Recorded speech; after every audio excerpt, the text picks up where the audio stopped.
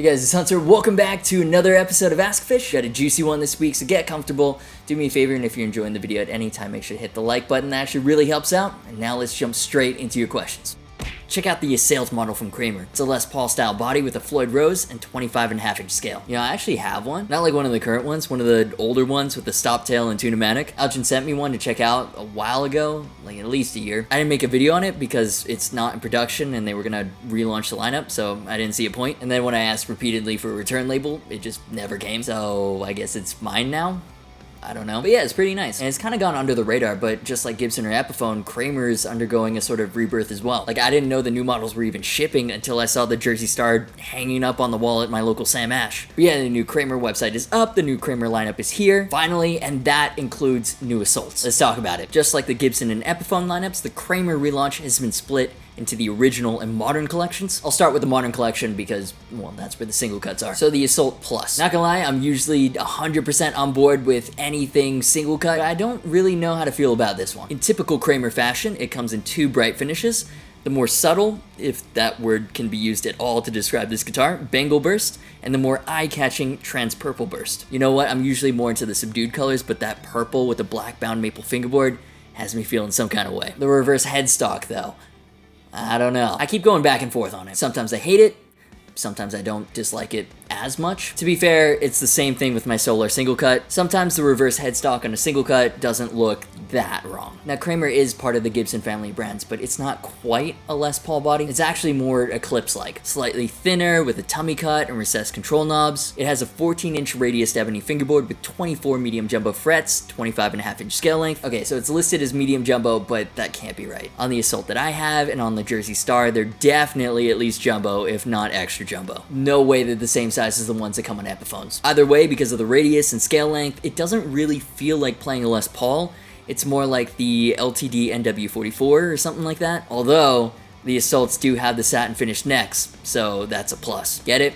Assault Plus. Then of course it's got the Floyd Rose. It's the Korean 1000 series. That seems to be the standard now for high mid-range imports, which is awesome. Dollar to performance, they're like the best value right now when it comes to Floyd Rose bridges. They don't raise the cost of the guitar by too much, and they are so much better than those cheapo licensed Floyds that are an absolute nightmare to set up and keep in tune. For pickups, it's got Duncan's, a JB in the bridge, and a Jazz in the neck. Classic combo. Yeah, so not sure how I feel about that reverse headstock, but let's be honest. If I demo any more Kramers, a purple single cut, this one's on the list. And it retails for $829 US. That's not bad at all. There's also the Assault 220. Kramer's offered this one for a while, but it's been upgraded with the relaunch. Instead of a rosewood board, it's got ebony, and now the Floyd is the same 1000 series as the Plus, instead of the licensed version. It comes in the same two finishes as before, Alpine white and black with red and black zebra humbuckers. These were always super affordable at like less than 400 new last time I checked, but I can't find the new ones for sale anywhere yet, so let's move on. Rounding out the modern collection are the Night Vs. The regular Night V is about the same deal as the Assault 220. It's a model that's been available for a while, but with a couple of upgrades for the revamp. Mahogany body, bolt-on maple neck, 12-inch fingerboard radius. It's only available in a single color, satin black,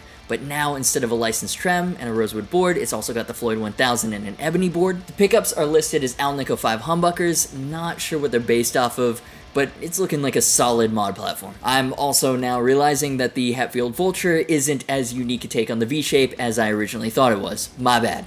Moving on. The Night V Plus has the same build specs as the regular Night V, but instead of the floating trem, it's a tunematic string-through type deal, and then the pickups have been replaced with Seymour Duncan's, an alternative 8 in the bridge and a 59 in the neck. I'm not sure I've tried an alternative 8, or any pickup with an Alnico 8 magnet for that matter. It's super high output, listed on Duncan's website at 17.1K, which is usually well into ceramic territory. But because it's an Alnico, it's supposed to have more warmth? Don't know.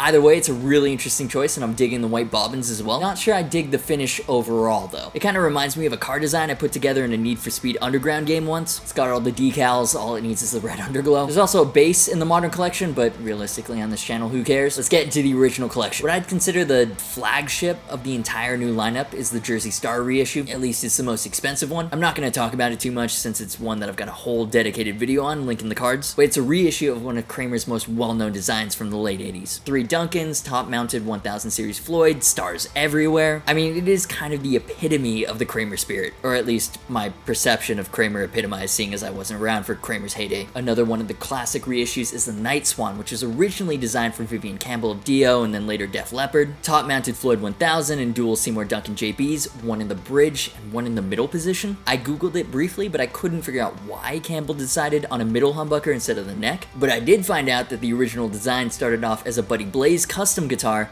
then Kramer ended up doing the production models. So there's a little bit of useless guitar trivia for you. And the finish is amazing, it's super 80s. Polka dots.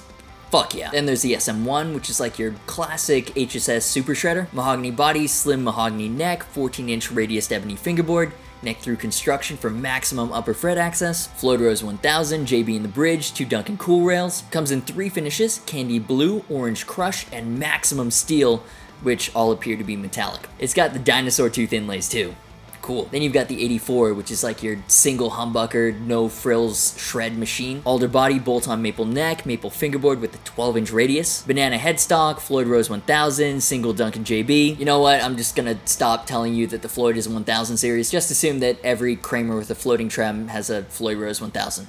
Because that's the situation. Comes in metallic blue, radiant red, alpine white, green soda, and matte white. It looks fun. I dig the simplicity. And for $780, that's pretty decent. The Beretta Vintage is probably best well known for being played by Eddie Van Halen, and it looks pretty similar to the 84 at first, but the spec sheet shows that it does have its own little thing going on. Again, single JB with a Floyd. This time though, instead of direct mounted, it's angled with a pickup ring. The fingerboard has a 14-inch radius instead of 12. And actually the entire guitar, including the body, is made of maple. So this is probably a super hard guitar. $700, comes in ruby red and pewter gray. It looks kinda wrong, but that's kinda what's so great about it. And if you're more into the mod projects, there's the Beretta Special. Still has the maple neck and fingerboard, but the body is made of mahogany. Generic 6-screw trem and Alnico 5 humbuckers, but it gets you that look with the classic headstock and angled humbucker route for $179. Comes in candy blue, purple, and ruby red. Not gonna lie, this has me very curious, because especially the purple or red with matching headstocks, if the build quality is any good,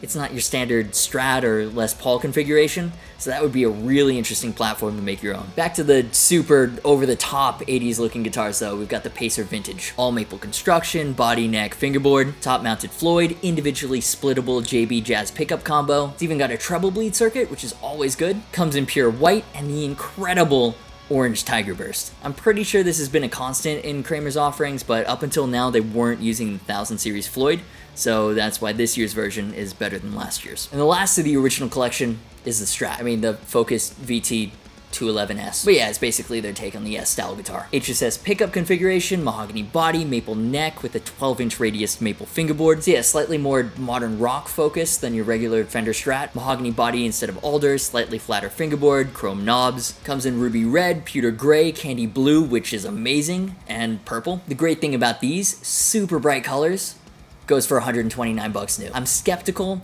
but I've never played these super affordable Kramers. Again, if the quality's any good, I'm really tempted by the blue one. Misha's Custom Shop Jackson has me gassing after a Strat in that color. Especially with a mahogany body instead of something like Poplar, this might be a really good choice for a mod platform. Now what worries me about Kramer though is that they know that the nostalgia factor is one of their biggest strengths, and they're almost relying on it too much. You talk to Kramer fans, guys like Steve from Boston, they love Kramer, and I mean love Kramer. They have such a passionate fan base. So that seems to be by far their main angle right now. The flagship of the entire line is the Jersey Star, a reissue of the guitar from the 1980s, right? That says a lot. Like, look at Kramer's lineup compared to Charvel, compared to BC Rich. Like, both those brands have firmly cemented roots in the 80s style guitars. But Charvel also has the DK24s with 2-point trems and roasted maple necks, and BC Rich has like a Mockingbird with an Evertune and Fishman Fluence pickups. As it stands, Kramer doesn't really have what I'd consider a contemporary answer to either of those. Even the modern collection seems firmly focused on competing in the nostalgia war. And while there's nothing wrong with trying to go after that niche, it doesn't really seem like there's anything that's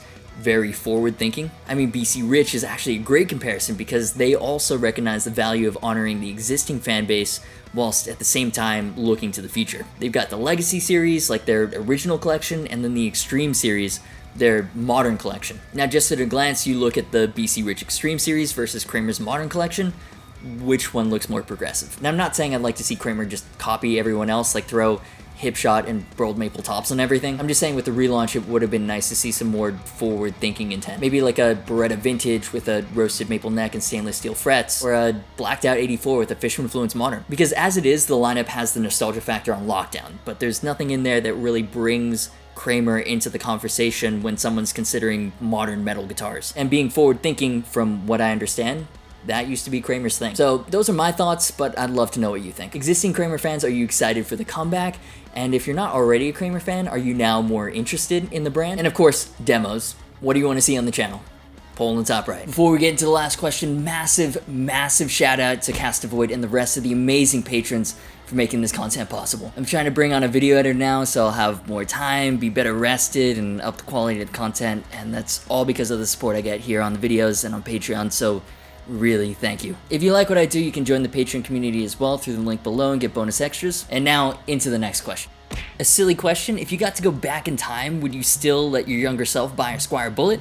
Or would you buy yourself a Harley Benton? That is a silly question, because if I had the ability to go back in time, that would not be my priority. I'd tell my younger self to invest in Google and Amazon, buy a couple of Bitcoin, and bet it all on Leicester winning the league in 15-16. I'd have the fuck you money to buy Greenie off of Kirk. But I get what you're asking. If I were to recommend an entry-level guitar today, would I recommend Squier or Harley Benton? With guitars like that in that price range, like when I bought it, the Bullet was like $100. The quality is a bit of a crapshoot, right? That's how they get the price that low. And I'm talking the cheapest of the cheap, not the vintage modified or the fusions. With the super entry-level stuff, all you can really do is play the odds. Trey from Gear Gods had a great video on this. A higher price gets you better odds of a good guitar. Obviously. And I mean, I got pretty lucky with my Bullet Strat. Like, even today, Squiers can be a bit of a gamble sometimes. Back then, it was so much worse, and I got a great one. Even though I've got an Eastman and an ESP Standard, it's still one of my favorite guitars to pick up and play. The neck, it's amazing. Like, a lot of those cheap maple necks feel like, you know those disposable wooden chopsticks? Like really light colored, coarse, and dry? And then this one's like dark and really well oiled.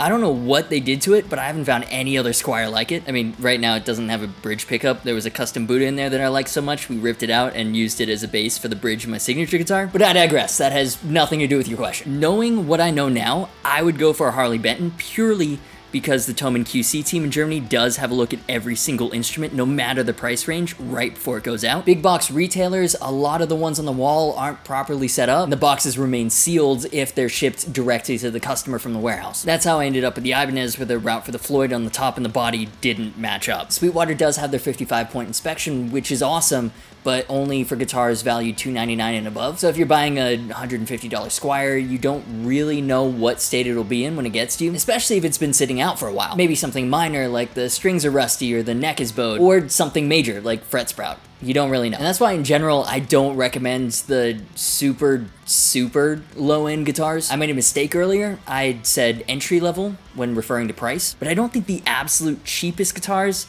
are actually the best gateway guitars for beginners to learn on. Most of them really suck, and the last thing you want for a beginner is to have them start and then consequently give up on guitar because it sucks to play. So I usually close out the video with the high praise of the week, but for this episode I thought I'd end it on a more positive note. So this isn't a sponsorship or anything, but a small company called MEE Audio recently reached out and asked if I wanted to try some of their custom professional in-ear monitors. I've never had a pair of in-ears before, so I was like, yeah, why not? And they're like, cool, if you like them, maybe you can say something about us in a video. And here we are, so clearly I did like them. Like, the sound quality, just crystal clear. What's cool about these is that not only are they relatively affordable compared to other pro options, they're also modular. So the drivers, the tips, the cable, they can all be individually swapped out if anything gets damaged. It's way easier to fix compared to an all-in-one solution. And every option can be personalized using the online configurator. You can use standard tips. They scan the inside of my ear for custom fitting ones, which I had done in pink and blue because why not? Even the little magnetic faceplates were laser engraved with the Agufish logo. Like, everything is super customizable, and I love that. So I asked them for a discount code, link to the website down below. You can check them out, and if you like what you see, you can use the code Agufish for 10% off your order. Again, not a sponsorship or anything, I just like them. And if you're in the market for new professional in-ears and want to save some money. So yeah, link down below. That'll do it for this week's episode of AskGufish. Leave your thoughts